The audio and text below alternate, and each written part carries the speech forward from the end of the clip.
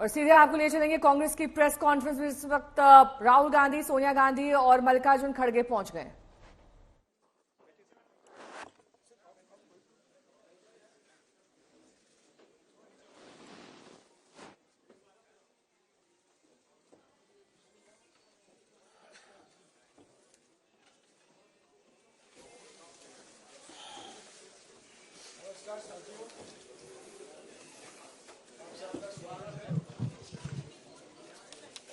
नमस्कार साथियों, आप सबका स्वागत है।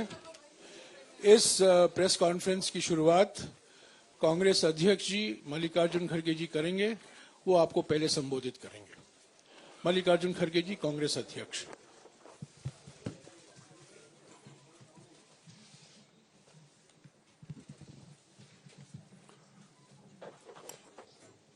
आप सभी को नमस्कार। आज इस प्रेस कॉन्फ्रेंस में हमारे नेता, पूर्व अध्यक्ष श्रीमती सोनिया गांधी जी और हमारे पूर्व अध्यक्ष श्री राहुल गांधी जी और मंच पे बैठे हुए हमारे पार्टी के ट्रेजरर, सेक्रेटरीज और दूसरे साथियों, ये विशेष प्रेस कॉन्फ्रेंस है। मैं क्योंकि ये पहली बार हमारे नेता इस चंद इश्यू पे वो कहेंगे और राहुल जी भी अपनी बात आखिरी में रखेंगे। मैं आपका समय 7-8 मिनट लूंगा और बाकी डिटेल्स में कुछ कहना है उसको टेक्निकली हमारे ट्रेजरर आपसे संबोधित करेंगे। दोस्तों, ये तो 18वीं लोकसभा के आम चुनाव की घोषणा तो हो चुकी है। देश का हर एक नागरिक इसमें भाग लेने के लिए उत्सुक है। भारत पूरी दुनिया में अपने लोकतंत्र मूल्यों और आदर्शों के लिए जाना जाता है। किसी भी लोकतंत्र के लिए निष्पक्ष चुनाव अनिवार्य होता है, एसेंशियल होता है। साथ ही ये भी अवश्य होता है कि सभी राजनीतिक दल के लिए लेवल प्लेइंग ग्राउंड यानी समान लेवल प्लेइंग फील्ड हो, सभी के पास समान रूप से संसाधन हो। ये नहीं कि जो सत्ता में है उनका रिसोर्सेस पर मोनोपोली हो। ये नहीं कि उनका मीडिया पर एक अधिकार हो। ये नहीं कि सत्ताधारी दल का संवैधानिक तथा न्यायिक संस्था जैसे आईटी, ईडी, इलेक्शन कमीशन, इन अपने दूसरे ऑटोनमस बॉडीज पर प्रत्यक्ष अथवा परोक्ष नियंत्रण हो। दुर्भाग्य से जो पिछले दिनों में सुप्रीम कोर्ट के हस्तक्षेप के बाद जो इलेक्टोरल बॉन्ड, चुनावी चंदा बॉन्ड के बारे में जो तथ्य निकलकर सामने आए वो बहुत ही चिंताजनक है, शर्मनाक भी है, क्योंकि इससे हमारे देश के छवि को ठेस पहुंची है। हमारे देश ने पिछले 70 सालों में निष्पक्ष चुनाव और स्वस्थ लोकतंत्र की छवि बनाई थी। उस पर प्रश्न चिन्ह आज उठ गया है।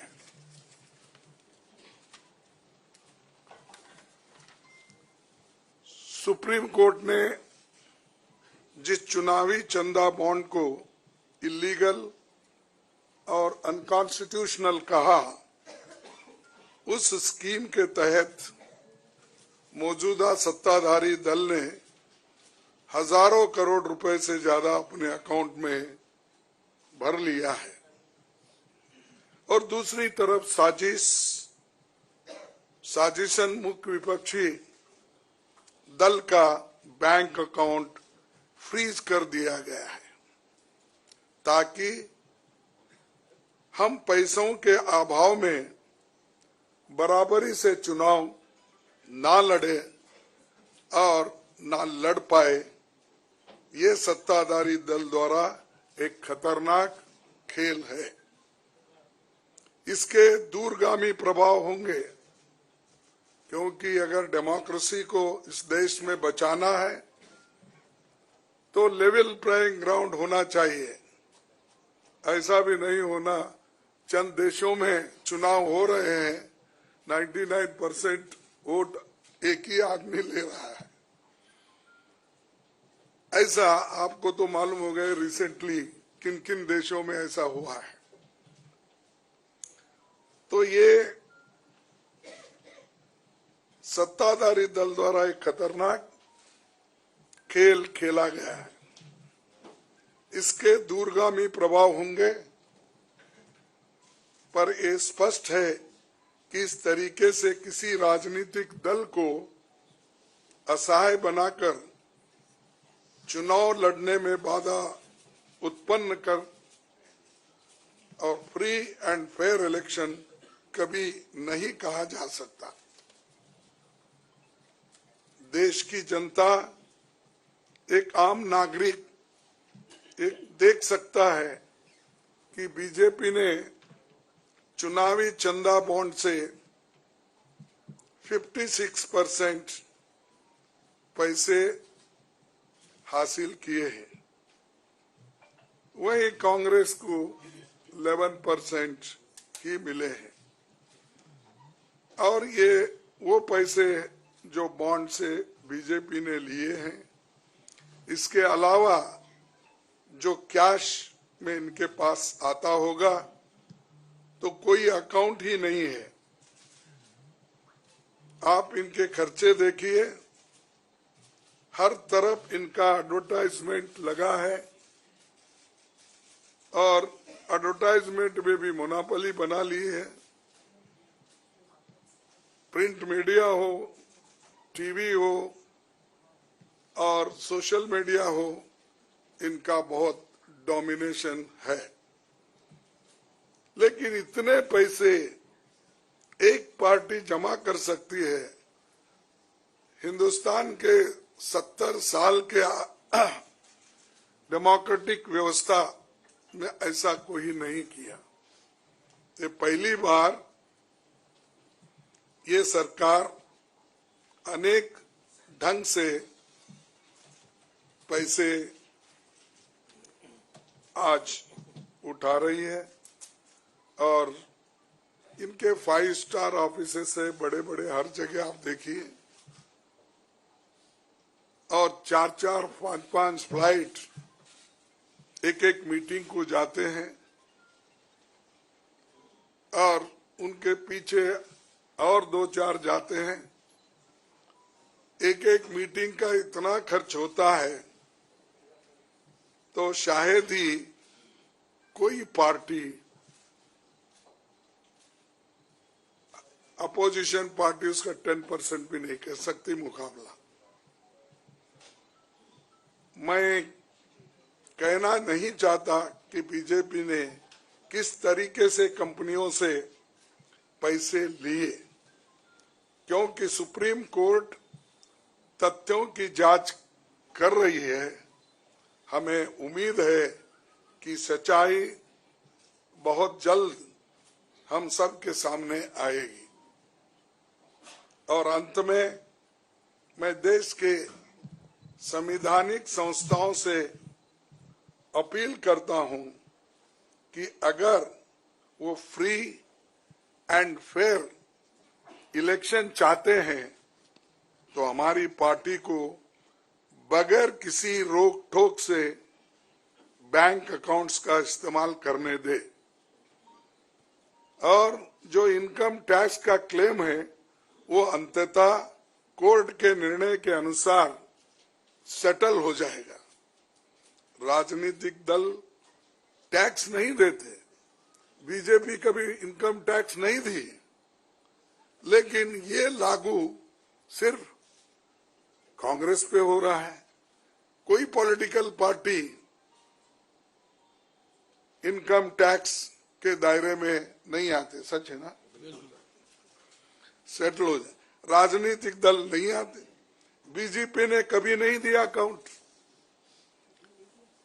इसके बाद भी अगर हमसे ये मांगा जा रहा है तो हम न्यायालय के अंतिम निर्णय का इंतजार कर रहे हैं, क्योंकि हम चाहते हैं कम से कम न्यायालय तो इस बात को देखे, कानून को देखे, रूल ऑफ लॉ और गवर्नेंस जो संविधान के तहत होता है उसके तरफ तो ध्यान दे दो, क्योंकि आज वो हुकूमत में है, कल दूसरी पार्टी आएगी। लेकिन हमको ये लेवल प्लेइंग ग्राउंड जो हमने पहले से बनाया था, नेहरू जी से लेकर हम 89 और बाकी के लोग भी, जब इवन वाजपेयी थे उस वक्त भी ऐसा नहीं था। लेकिन यहाँ ये 18वीं लोकसभा का चुनाव जो हो रहा है, इसमें हम सब देख रहे हैं, ये कुचल रहे हैं, सप्रेस कर रहे हैं और हमको चुनाव लड़ने के स्थिति में वो नहीं छोड़ना चाहते हैं और पैसे को तंग तबाह करके वो एक तरफा इलेक्शन कर लेना चाहते हैं। लेकिन लोग भी होशियार है, इसको जानते हैं और लेवल प्लेइंग फील्ड बने रहने के लिए ये उनके जो बाधक है और जो हमारे अकाउंट्स फ्रीज किए हैं वो तत्काल उसका रिलीज होना चाहिए और हमको चुनाव में डेमोक्रेसी और संविधान को बचाने के लिए लेवल प्लेइंग ग्राउंड होना चाहिए। धन्यवाद। शुक्रिया कांग्रेस अध्यक्ष जी। मैं अभी हमारे कांग्रेस पार्टी के संसदीय दल के नेता श्रीमती सोनिया गांधी जी से गुजारिश करूंगा कि आपको संबोधित करें।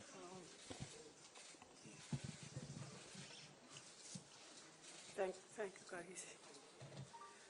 Well, the issue we are taking up today is extremely serious, as Congress President has just mentioned.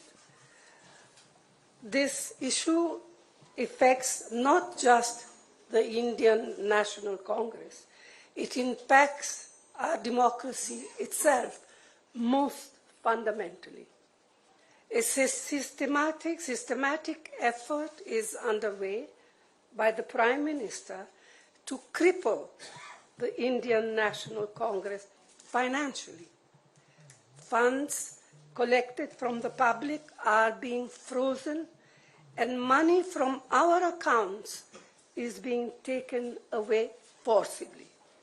However, even under these most challenging circumstances, we are doing our very best to maintain the effectiveness of our election campaign.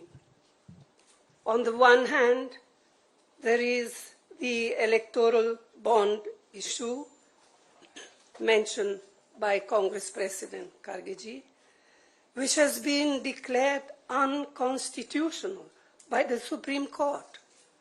The electoral bonds have benefited, as everyone knows, the BJP hugely, massively. On the other hand, the finances of the principal opposition party, the Indian National Congress, are under a determined assault. This, we all believe, is unprecedented and undemocratic. Thank you. शुक्रिया सोनिया जी। मैं अभी हमारी AICC के कोषाध्यक्ष अजय माकिन जी से गुजारिश करूंगा कि आपको थोड़ा विस्तार से जानकारी दें।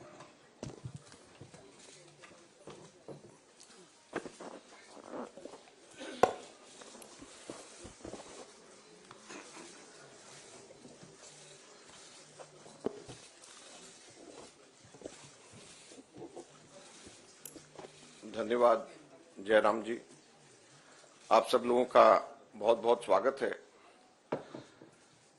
अभी हमारे कांग्रेस अध्यक्ष और पूर्व अध्यक्षा ने आप लोगों को बताया कि लोकतंत्र के ऊपर किस प्रकार का खतरा मंडरा रहा है, किस प्रकार से कांग्रेस पार्टी के बैंक खातों के ऊपर हमला हुआ और ये कोशिश करी जा रही है कि फाइनेंशियली कांग्रेस पार्टी को पंगु बना दिया जाए।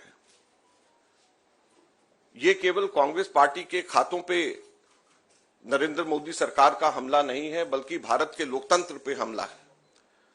अगर प्रमुख विपक्षी पार्टी वित्तीय तौर के ऊपर पूरी तरीके से पंगु हो जाए, कोई कार्य नहीं कर सके, पब्लिसिटी के ऊपर पैसा नहीं खर्च कर सके, कैंपेन के ऊपर पैसा नहीं खर्च कर सके, अपने कैंडिडेट्स को पैसे नहीं दे सके, तो फिर चुनाव किस बात का है।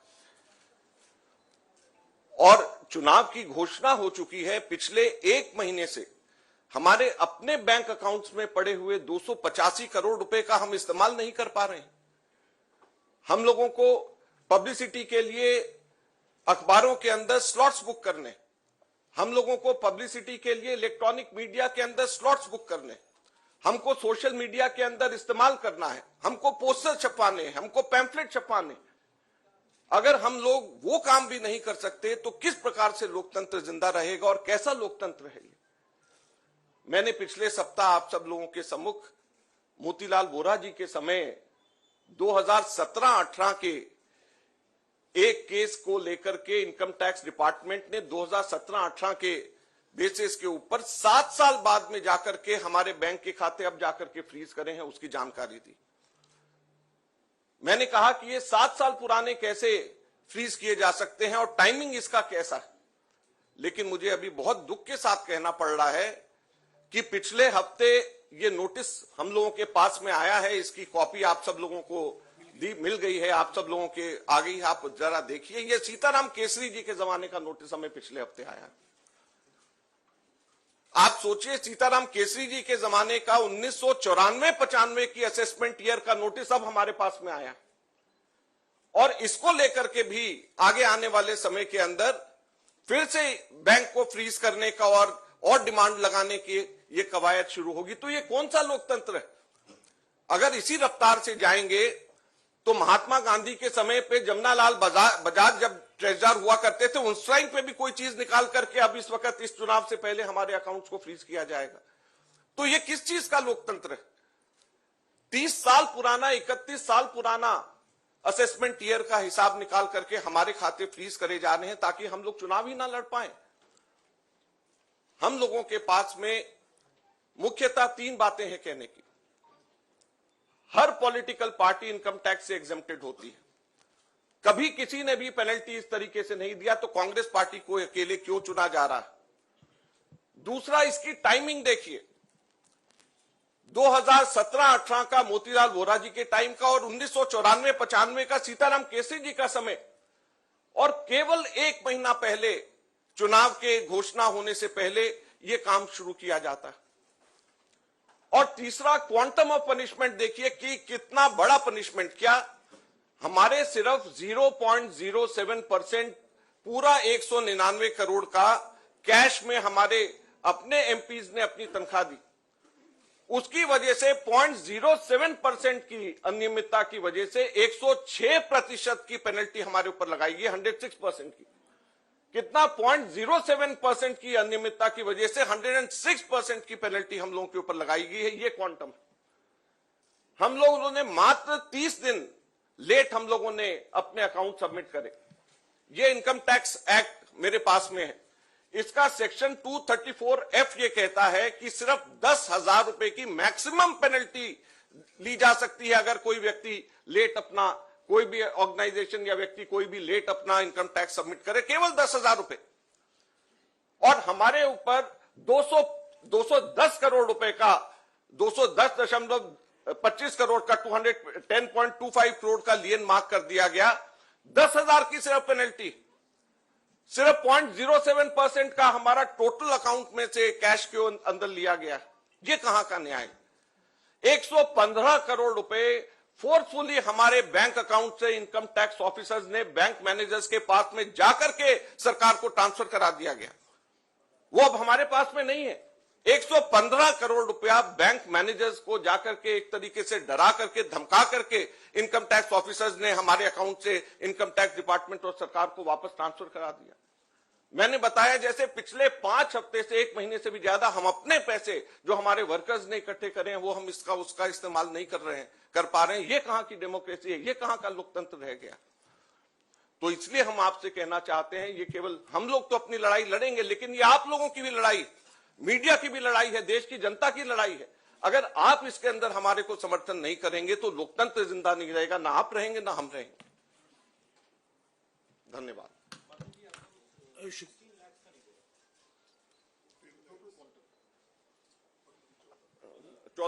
हमारा टोटल जो है 14,40,000 बनता है, जो 0.07% है। तो सिर्फ 14,40,000 जो हमारा 0.07% है, उसकी वजह से हमारे को ऊपर 210 करोड़ रुपए से भी अधिक का हमारे ऊपर लियन मार्क करके हमारी पेनल्टी लगाई गई है।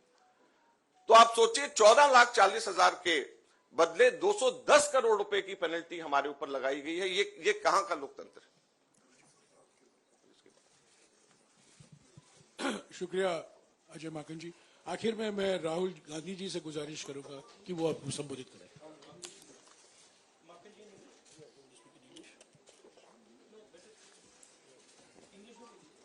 ये डिटेल्स आपको अंग्रेजी में अभी अजय माकन जी देंगे।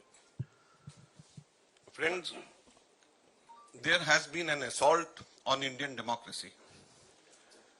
Our accounts have been frozen since last more than 1 month. Since last around 5 weeks or so, we have been unable to utilize our own funds in the bank.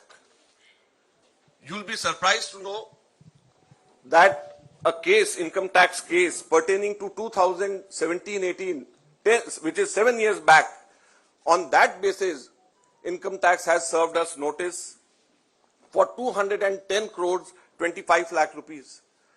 That amount of lien was marked against the Congress party in all our accounts. And effectively we are unable to utilize our 285 crore rupees, our own money which is lying in the bank. The most important thing is the timing and the exemptions which all the political parties enjoy. When all political parties enjoy income tax exemption, then why is it being slapped on the Congress party? Never it has happened in the past that the BJP had to pay any kind of penalty, any kind of income tax. Then why is it that the Congress party being singled out? The timing is such that 7 years old case, it seemed that the BJP was waiting for the elections to come, and just 1 month before the elections were to be announced, they froze our accounts. So imagine how can it be a level playing field? We don't have money to give to our candidates. We don't have money to publish our pamphlets. We don't have money to organize our public meetings. We don't have money to book advertisements in the social media or in the newspapers. So how are we going to fight the elections, or how is democracy still alive in the country where the principal opposition party is unable to spend even a single penny in the elections? And it is not only this, the government has not stopped only on this 2017-18 notice. We have been slapped with another notice last week, and it pertains to 1994-95 during Sitaram Kesri when he was the treasurer. So imagine we are being slapped with a notice, income tax notice, 30 years back, pertaining to account 30 years back, and just at the eve of election, so that we are unable, our accounts are crippled and we are unable to use our own money for the elections. So please, this is the time when it is not only fight for the Congress party, our own fight alone, it is, we have to all fight together to save democracy. The Income Tax Act Section 234F allows maximum penalty of rupees 10,000 for late submission of income tax returns. Maximum penalty of 10,000 rupees. But on the contrary, Congress party has been slapped a penalty of 210 crore rupees against a violation of just 14,40,000 which we deposited in cash and 30 days delay. So the quantum of punishment is totally unmatched with a trivial small kind of mistake you may say, or small kind of thing which has been done 7 years back, which can easily be condoned. Thank you very much. शुक्रिया अजीत बाबा। आखिर में अभी राहुल जी आपको संबोधित करेंगे।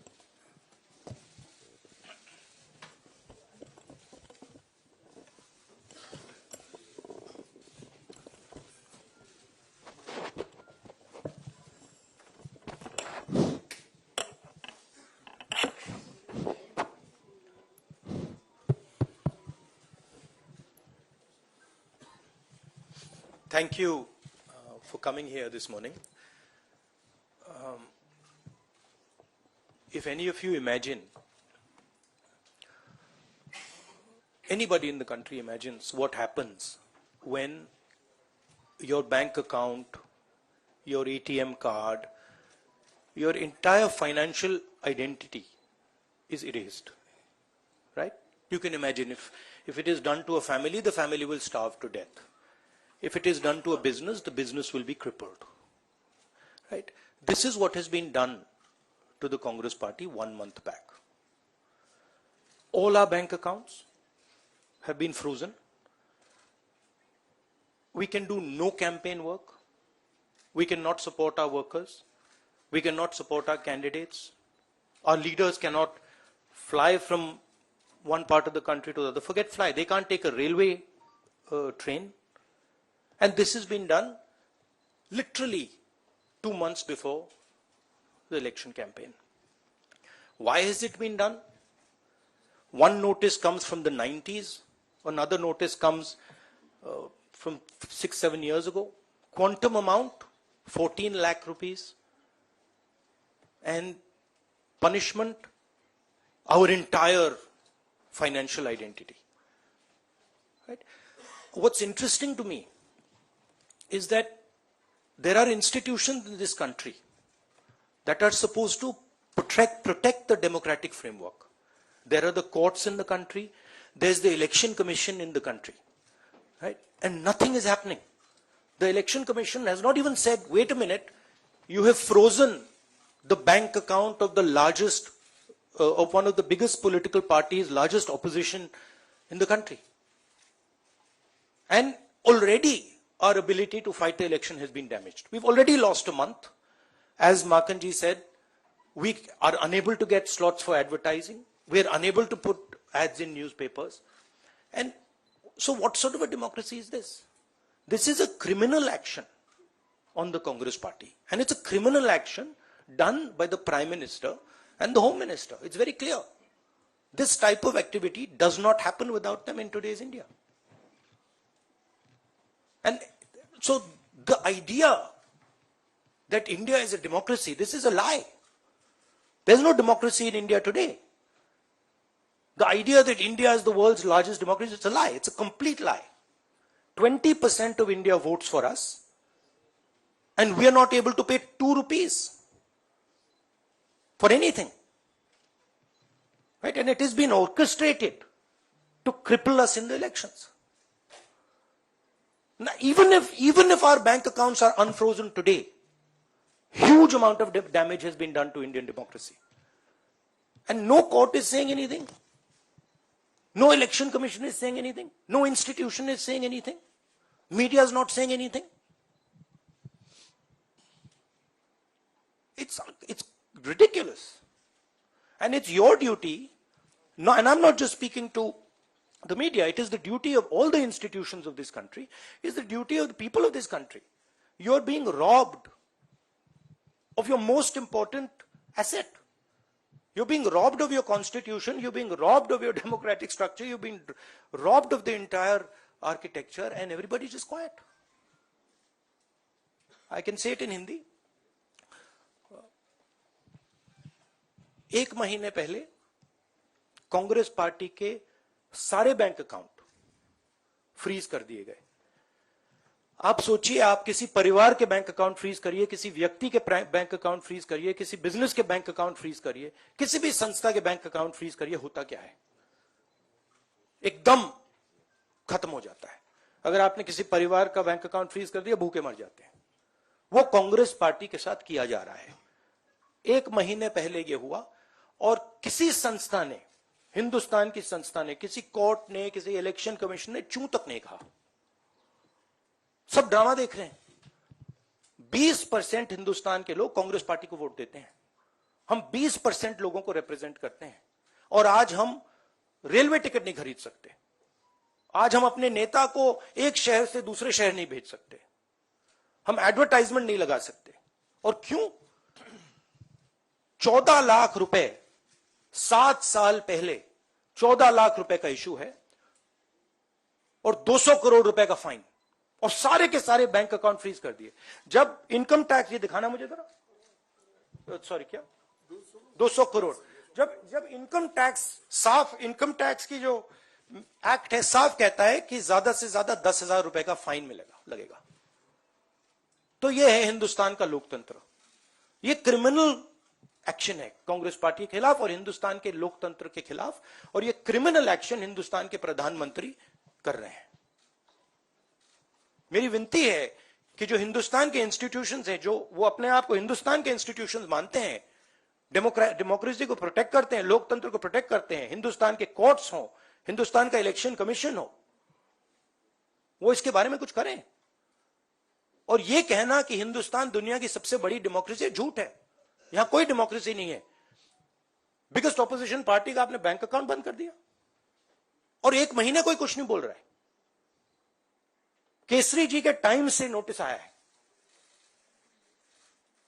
तो अजीब सी situation है।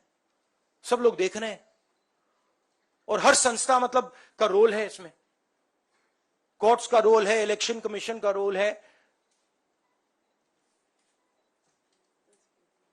धन्यवाद। शुक्रिया राहुल जी। साथियों, कांग्रेस अध्यक्ष जी, सोनिया जी, राहुल जी ने और दूसरी जरूरी बैठक से निकलकर यहां आए हैं आपको संबोधित करने के लिए। उनको उस बैठक में वापस लौट जाना है। आपके सवाल हमारे कोषाध्यक्ष विस्तार से जवाब देंगे। मैं कांग्रेस अध्यक्ष सोनिया जी और राहुल जी को शुक्रिया अदा करता हूं। शुक्रिया।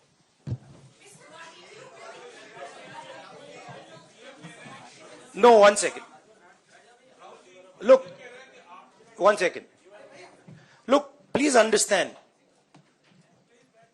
This is not freezing of the Congress party's bank accounts. This is the freezing of Indian democracy. That is what is happening here. Okay.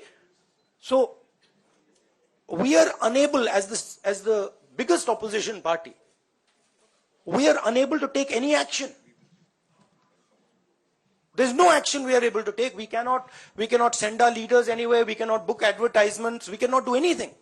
What else is it if it's not an assault on democracy? Thank you.